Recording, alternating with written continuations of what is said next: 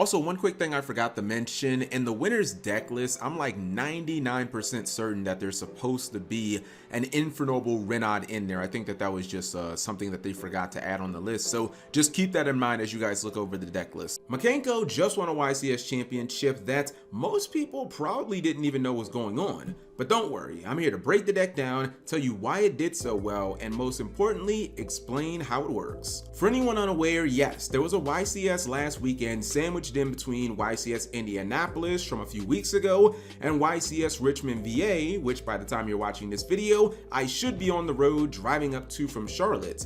If you didn't know that YCS Santa Cruz de la Sierra was going on, I definitely don't blame you. And that's because, unlike the 3v3 that took place in Sao Paulo a couple of months back, there was basically no coverage for this event. No live stream, no written feature matches. In fact, all Konami did for this tournament was post the pairings and the standings for each round, then have a trophy shot of the ultimate YCS winner. To me, it's actually kind of insane that we can get A+++ coverage, which is seen at the European YCS events like Dortmund, solid B level coverage from the North American events like Indianapolis, and then for some of the Latin American events, there's basically nothing. So unfortunately, I can't really speak to any of the winner, Michael Verasimo's specific matchups, or give a really detailed breakdown of the field, or I guess really anything like that. We do, however, know that this was a very small YCS, like probably the smallest of all time. The YCS came in at reportedly 260 players, which meant 8 rounds of Swiss, followed by the top 32 cuts and single elimination.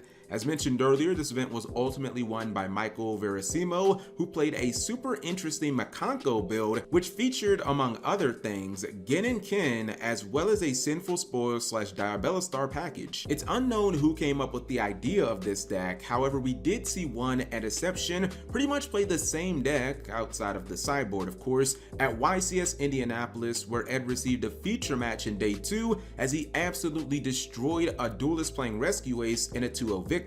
Mikanko has traditionally been a blind second, kaiju your opponent, then ram all your ladies into it and OTK them as they take all the battle damage type of deck. While that can work, and it's topped a bunch of regionals and even a YCS doing that if my memory serves me, this version is juxtaposed to that strategy and instead attempts to go first, put up a lock to stop the opponent dead in their tracks, then kill them on the following turn. Okay, so how does this deck work, Cap? If we're not blinding second and ramming into Axifools powered monsters for OTKs, then what are we actually trying to do here? Well, the end goal for this deck is actually to lock your opponent completely out of special summoning by making number 30 Acid Golem, then swapping it to your opponent's side of the field via Geonator Traverser. Now you're probably thinking, but Cab, Geonator doesn't work turn 0 because our opponent won't have a monster on their field.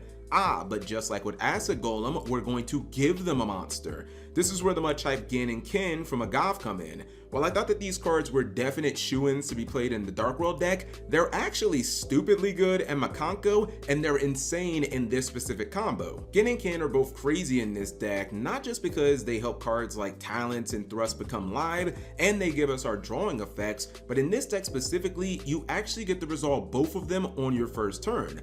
That's because it doesn't matter which one you actually start with, the other will always be summoned to your opponent's field, and then at the end of your combo, where you're swapping Acid Golem to your opponent, you'll be getting the other monster back in return with its effect ready to be activated. Some might think that the Acid Golem lock is easy to beat because you can just tribute summon or set for a Bestial or a level 6 Unchained monster. Maybe use cards like Forbidden Droplet and Enemy Controller, which tribute as cost. These all do deal with Acid Golem, however, this is where cards like Triple Tactics Thrust and Triple Tactics Talents come in. We knew from the very beginning that these cards were going to be deadly with Gin and Kin, and in this deck, if all goes to plan, you can use Talents to rip a card from your opponent's hand before the end of your turn and take away their most valuable card. I.e., in most situations, if your opponent has an out in their hand, you can just put it back in their deck and just get rid of the out. Also keep in mind, since you can resolve Kin and Gin both during that turn, not only are you drawing multiple cards to dig towards these tactic cards,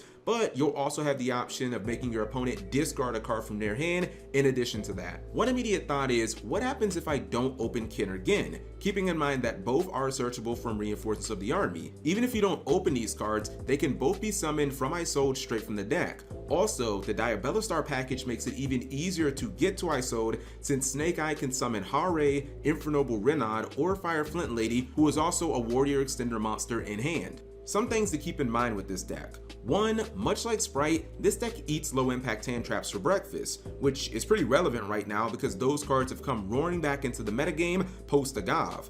Cards like Ash Blossom and Effect Failure make you play in the Triple Tactics Thrust and Triple Tactics Talents, while Infinite Impermanence has to be used on getting Kin's effects, otherwise they'll just force a monster to your side of the field and you won't be able to use it. Number 2, if you do find yourself Acid Golem locked, do not pay the 2,000 life points if you have the option to simply detach a material. Ed Deception's opponent did this in their feature match, and he effectively caused his own demise, as this left him with 6,000 life points, meaning that Ed only needed 2 equipped Mikanko monsters, which could ram into the Golem for exact game. Also, I should note that switching Acid Golem to defense mode changes absolutely nothing because he also has 3,000 defense, so they'll just attack him in defense mode and still do the battle damage. I think people's overall unfamiliarity with Mikanko in general also helped this deck in its run.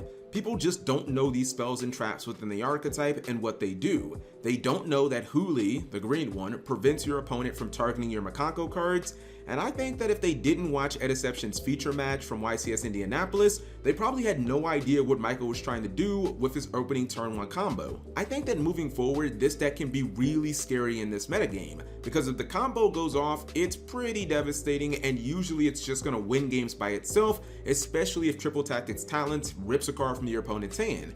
Also, unlike a lot of glass cannon decks, this one isn't bad at going second. We are talking about a Mikanko deck after all. Cards like Change of Heart, Triple Tactics Thrust, and Triple Tactics Talents are all natural board breakers, which ironically also work first when playing the deck. You can play cards like Nibiru and Kashtira Fenrir in your build as well. Nibiru is obviously very powerful right now. Kashtira Fenrir can be good going first or second and provides discard fodder for Kin and Ohime.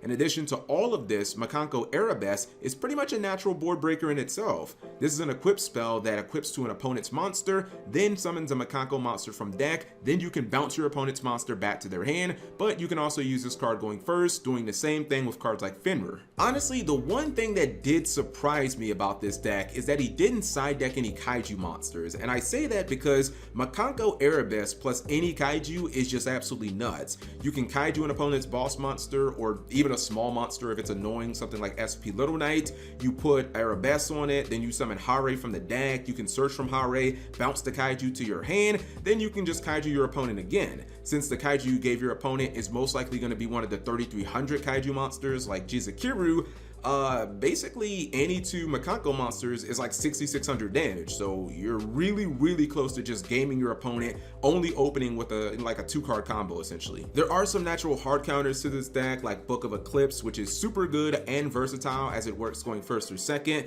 Going second, it will out the Acid Golem lock because it puts it face down. Going first, you can put monsters like Ken, Gin, or any of the Mikankos face down before they try to trigger their effects. Forbidden Droplet and Enemy Controller are also really nice because they tribute as a cost. So even if your opponent does end on Herald of the Arclight, you can still tribute that Acid Golem off the field and then attempt to play after that. Keep in mind though, if you do have Droplet specifically, you can't tribute any of your cards from the hand. You know, it's the whole reason like a Rise Heart made the card unplayable. So just keep in mind you'll have to like tribute just the Acid Golem or just cards on the field. I think it's pretty awesome that we now have a deck building set and Amazing Defenders where all 3 archetypes have now won a YCS. Personally, I'm a huge fan of the deck building sets, and I like to see decks in particular, or these themes in particular, that didn't start out so hot and maybe out of the gate didn't look very competitive, like Rika and Mikanko eventually reached the meta level, and sometimes they end up shocking the world and end up winning a YCS. But I want to know what you guys think. Mikanko winning a YCS, what exactly are you thinking? Is the deck legitimate?